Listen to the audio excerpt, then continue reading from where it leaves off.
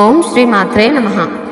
శరన్నవరాత్రి ఉత్సవాలలో 5వ రోజు అనగా ఆశ్వేజ శుద్ధ పంచమి అనగా అక్టోబర్ 7, 2024 సోమవారం రోజున కనకదుర్గ అమ్మవారు శ్రీ మహాచండీదేవిగా, శ్రీశైలంలో భ్రమరాంబికాదేవి స్కందమాతగా దర్శనమిస్తారు.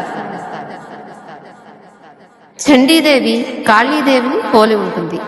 ఒక్కోసారి ఆమె దయగల రూపంలో మరియు తరచుగా ఉగ్ర రూపంలో కూడా దర్శనమిస్తుంది. చండీదేవిని దయగల రూపంలో ఉన్నప్పుడు గౌరీ, పార్వతి లేదా శతాక్షి, శాకాంబరి, అన్నపూర్ణ, జగన్మాత అని కూడా పిలుస్తారు. దేవి నవరాత్రుల్లో చాలా విశేషమైనటువంటి రోజు ఈ 5వ రోజు. శరదృతువులో వచ్చేటటువంటి రాత్రులు కాబట్టి ఇవి శరన్నవరాత్రులు. జ్యోతిష శాస్త్రం ప్రకారం ఆశ్వేజ శుద్ధ పంచమి శరన్నవరాత్రుల్లో చాలా విశేషమైనటువంటి రోజు. ఈ రోజు అమ్మవారిని చాముండేశ్వరి దేవిగా కూడా కొలవాలని చెప్తారు. చండు అనేటటువంటి రాక్షస సంహారం చేయడం, అలాగే ముందుడు అనేటటువంటి రాక్షస సంహారం చేయడం కారణంగా అమ్మవారికి చాముండేశ్వరి దేవిగా పేరు వచ్చింది.